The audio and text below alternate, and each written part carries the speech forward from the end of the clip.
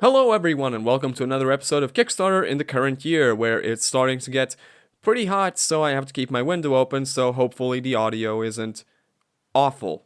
And there goes a car. Cut.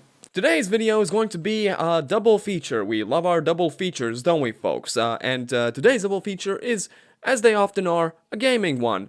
Two projects we're going to be looking at from young developers trying to make it in the industry by creating their own personal little pet projects, and it's a little bit misguided. Now, that's not to say that you can't make a little pet project on Kickstarter, ask for a couple of $1,000s, or maybe just a couple of $100s, get your foot in the door, then look around until you have the chance to make something bigger. But you can't really do that when your project looks like this. Land of Might MMORPG development funding. Now, once again, this is an MMO, like I've mentioned here before, and like Items mentioned like a freaking decade ago.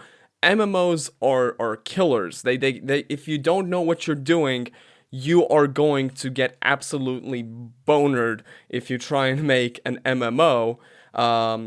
You need a lot of funding for it usually, and this dude is asking for like $12,000. That is not going to be enough to make what he wants to make, but at the same time, it's too much to ask for when let's just play the pitch video.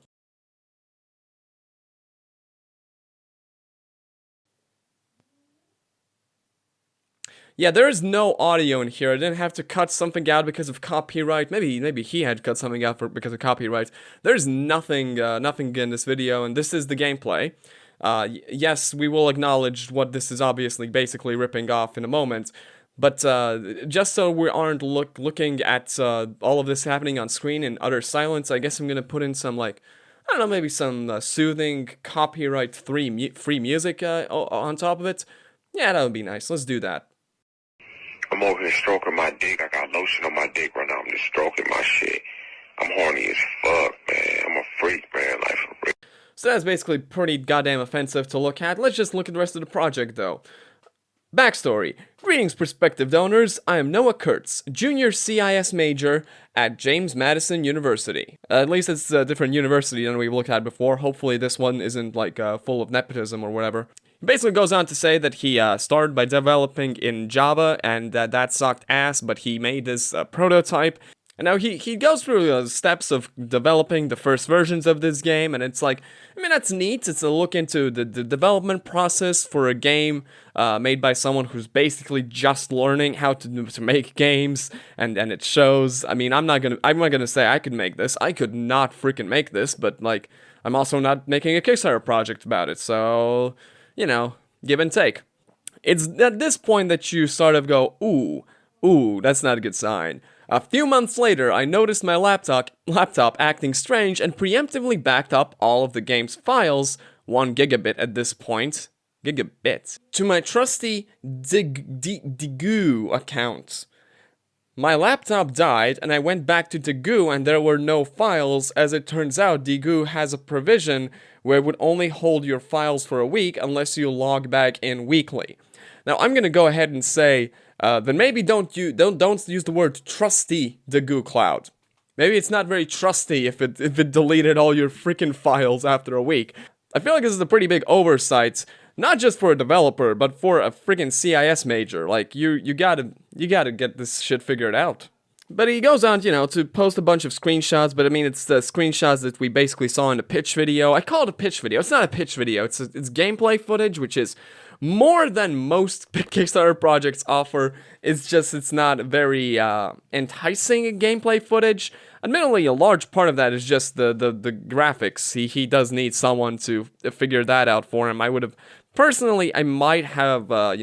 spent a little time, a little money getting like a bit more done graphically, and then not shown like 7 minutes of gameplay. Maybe show like a minute, 30 seconds of gameplay, then describe your game a little bit. Like, show us just a little bit, and then then sell us on the game without showing that your monsters look like that and your backgrounds look like clown vomits. What is Land of Might exactly? Land of Might is a 2D web-based retro bullet hell MMORPG LOM, is based on the first MMORPG I ever played, Realm of the Mad God, REOTMG, when I was 7. It was such a simple game, but I played for hours and still do till this day, 13 years later.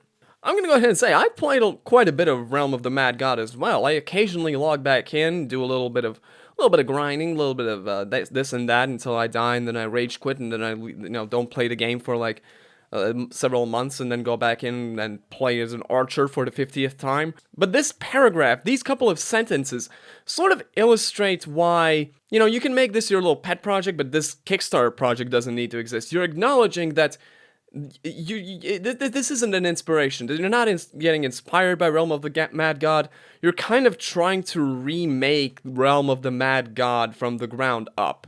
There's not a lot that's significantly different, except that it's way more amateurish and more painful to look at. This could be a good exercise, but if you're going to be making like your own game, I feel like it needs to be its own thing, said the man who has been ripping off iDubbbz for the past fucking year. But the game existed before, it still continues to exist. There are people playing it. I mean, this is a neat little thing. I'm just saying, Noah, keep working on it. Maybe work on it until it's a bit more presentable than it is currently, and then maybe like also just make a different game for if you're launching a Kickstarter for it. This one does not need a Kickstarter. You don't need the servers to run this as an MMO. This is not going to be the Realm of the Mad God Killer that it like takes over and has like thousands upon thousands of players online. I don't think that's happening. I'm sorry, man. Now, if the first project is a project that has pretty much nothing else going for it than footage of gameplay, it is a project that is asking for too little money for what it wants to do, and is graphically very, very amateurish, but done, entirely by this own person, that's commendable.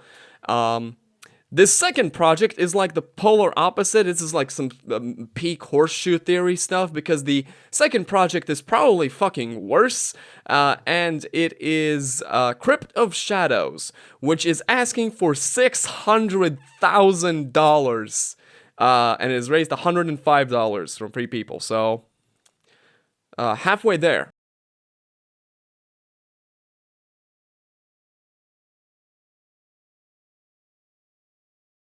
Responsibility.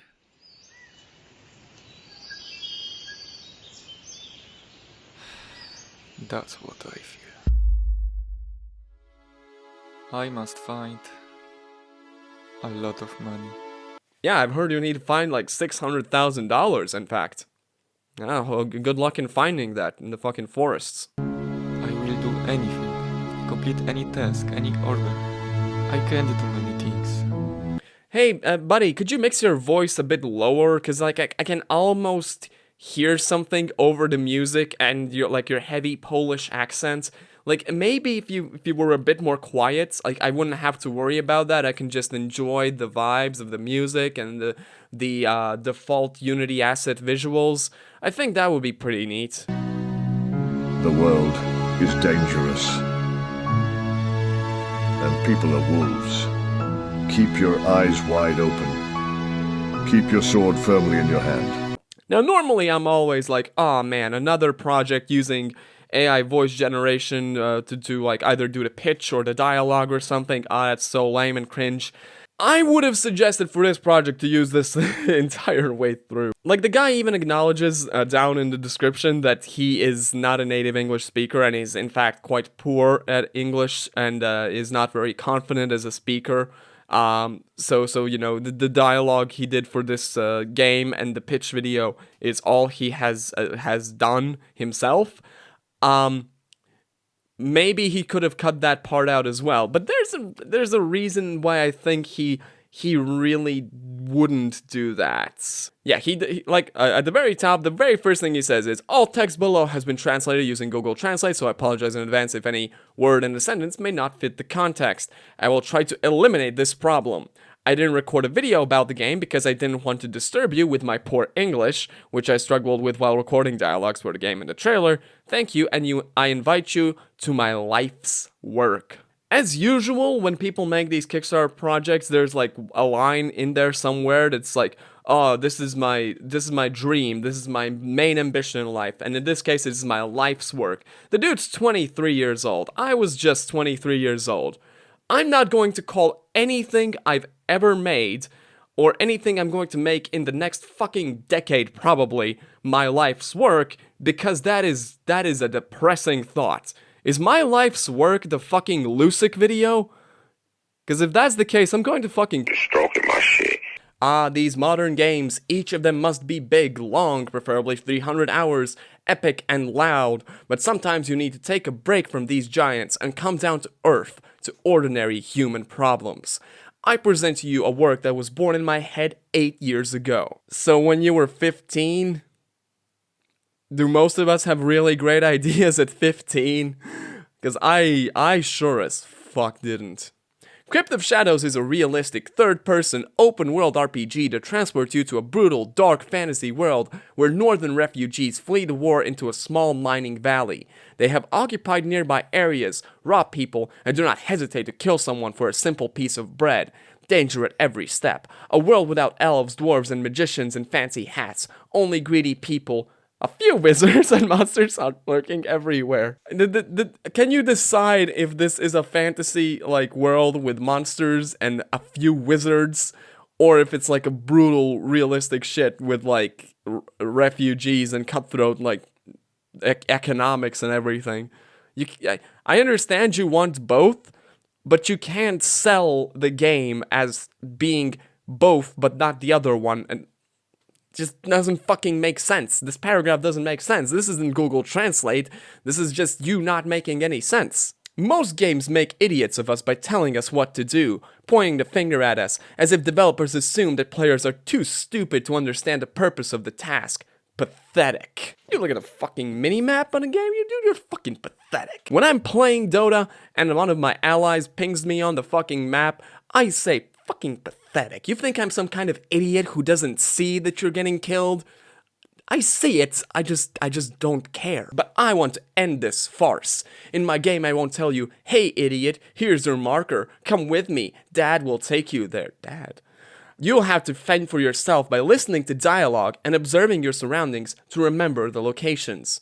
It's funny how an NPC tells us that he lost an item, and after the conversation we have a marker with its exact location, as if the character in the game had some supernatural knowledge. If you skip the dialogue in Crypt of Shadows, you won't know what to do, unless you ask the character to repeat the information.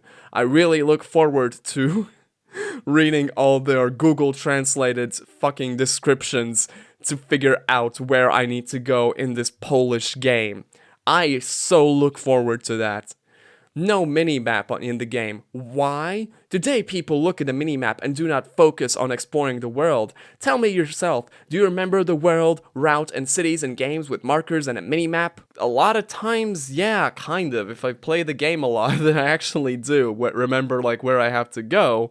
I just occasionally check the minimap in case I get like very slightly turned around, which happens in video games. Like, generally speaking, in a video game, you don't have the same surrounding and kinesthetic sense that you do in real life. I don't know where the fuck north is in a video game. I can't lick my finger, raise it up in the air, and like figure out where the wind's blowing from. I have to like have something sometimes. But at the same time, if I've played through a game like 20 times, I've done that with the Stalker, for example, I know how to get from fucking Agroprom to the Red Forest, no problem. Would I be able to do that in a first playthrough? Probably fucking not. Realistically, in order for this to work, I kind of have to assume your game is going to be pretty linear, which is fine, but you're selling it more as a very open world thing, which is, I don't know if that's exactly a selling point. Here he has a list of characters. You got Hubert, parentheses, character.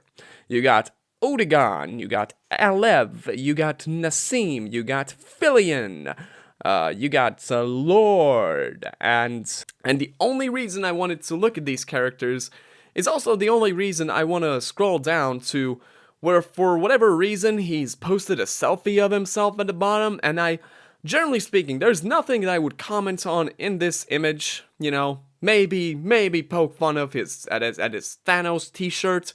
But the reason I want to look at him over here is that I also want to go back up and then look at Hubert, parentheses, character, and then look at him again, and then at Hubert, and then at him again, and then at Hubert. Oh, and what is our developer's name? Oh, look at that, it's Hubert Mastarovsky. So that's probably why he wants to voice act this character, specifically himself. And it makes sense if he thought of the idea like 8 years ago, that currently he's like, oh, I really want to be freaking Hubert in this fantasy world where I make money by, killing bandits instead of by begging for $600,000 on Kickstarter in order to fund my game and also fund a place for me to live. I'm sorry, this is not going to happen. We all know it's not going to happen. No matter how sad your situation is, you basically just need to find a job, you need to pay for your own apartment, you need to work on this game in your free time. Maybe once you have like a functioning game going that doesn't need this much money and that isn't just these couple of shots you got out of Unreal Engine, maybe then you can make another project. So basically, my advice for both of these dudes is keep working on what you're working on, but take it off the internet for now, alright? And that's gonna do it for today's video. Kickstarter, as usual, is providing us with some amazing new gameplay innovators, but, as always, they need a little bit more time to gestate and bloom into beautiful Hideo Kojima butterflies. I wish them all the best, hopefully they get there. And remember to tune in next time.